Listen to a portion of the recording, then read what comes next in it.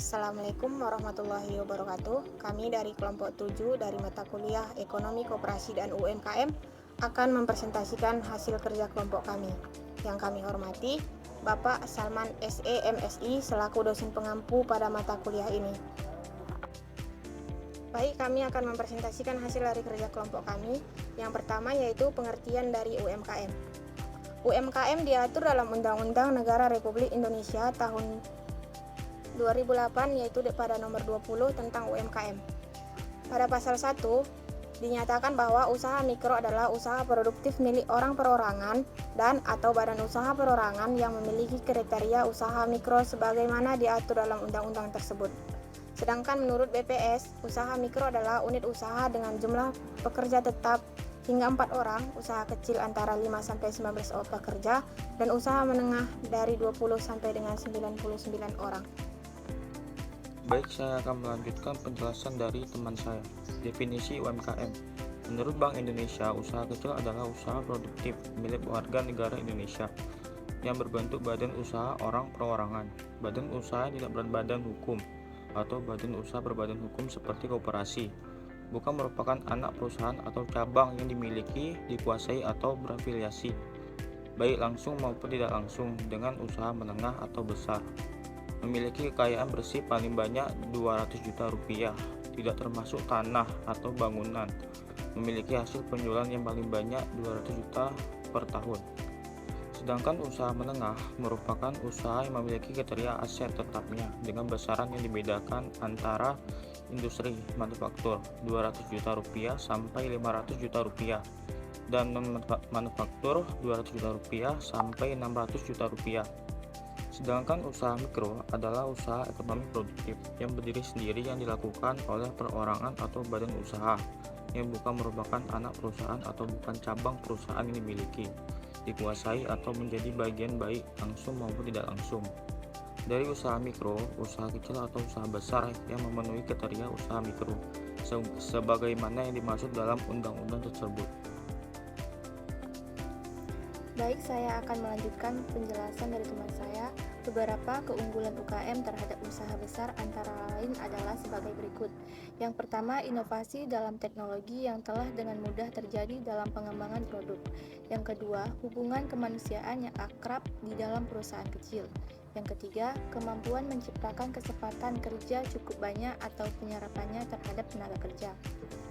Yang keempat, fleksibilitas dan kemampuan menyesuaikan diri terhadap kondisi pasar yang berubah dengan cepat dibanding dengan perusahaan besar yang pada umumnya birokrasi.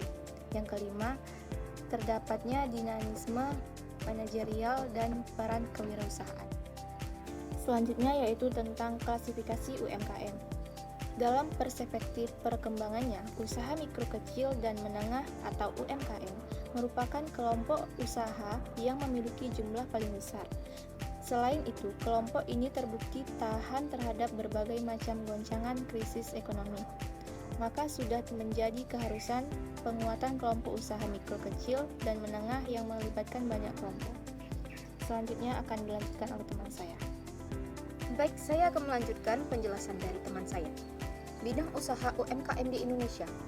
Jumlah UMKM sangat banyak jika dibandingkan dengan jumlah unit besar yang hanya sekitar 5.000 unit. Maka jumlah UMKM lebih dari 10.000 kali lebih banyak. UMKM sebanyak itu bergerak di bidang usaha apa saja? Berdasarkan paparan dari perwakilan BPS di suatu FGD yang pernah diselenggarakan bersama Kementerian Koperasi dan UKM RI pada 31 Oktober 2017. Disampaikan bahwa secara umum bidang usaha UMKM dibagi menjadi 2 kelompok besar, yaitu pertanian dan non-pertanian.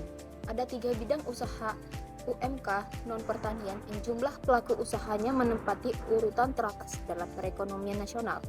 Yang pertama, perdagangan besar dan eceran. Usaha di bidang perdagangan besar dan eceran adalah penjualan barang tanpa adanya proses berubah bentuk produk yang diperdagangkan, kecuali sebagai kegiatan penyortiran atau pengemasan ulang.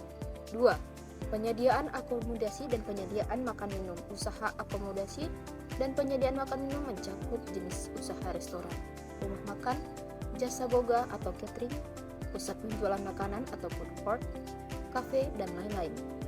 Usaha catering yang melayani penyediaan makanan untuk acara atau kebutuhan logistik.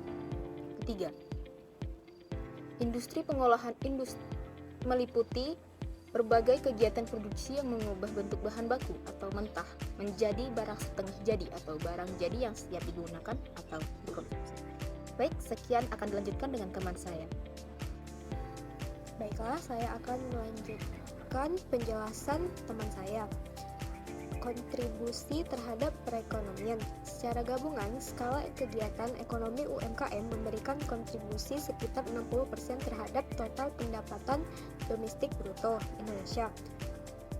Pada 2017, PDB Indonesia sekitar 13.600 triliun. Dengan demikian, artinya total pendapatan UMKM adalah sekitar 8.160 triliun.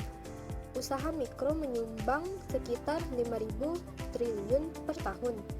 Usaha kecil 1.300 triliun. Usaha menengah sekitar 1.800 triliun dan usaha besar sekitar 5.400 triliun. Sehatkah struktur UMKM di Indonesia? Sekitar 98,7% UMKM kita adalah usaha mikro dan struktur seperti ini tidak berubah dari 10 tahun lalu. Mengidentifikasikan bahwa usaha mikro kita tak kunjung naik kelas menjadi usaha kecil atau menengah. Struktur UMKM di negara yang sudah lebih maju sejatinya lebih sehat daripada yang kita miliki saat ini. Terlebih karena saya sepakat dengan fenomena missing middle pada struktur UMKM di Indonesia, di mana pelaku usaha terlalu didominasi oleh usaha mikro dan terlalu sedikit di usaha kecil. Sekian hasil dari presentasi kelompok kami. Jika ada kata-kata yang salah atau kurang penyampaian materi, kami mohon maaf yang sebesar-besarnya. Wabillahi taufiq wal hidayah. Wassalamualaikum warahmatullahi wabarakatuh.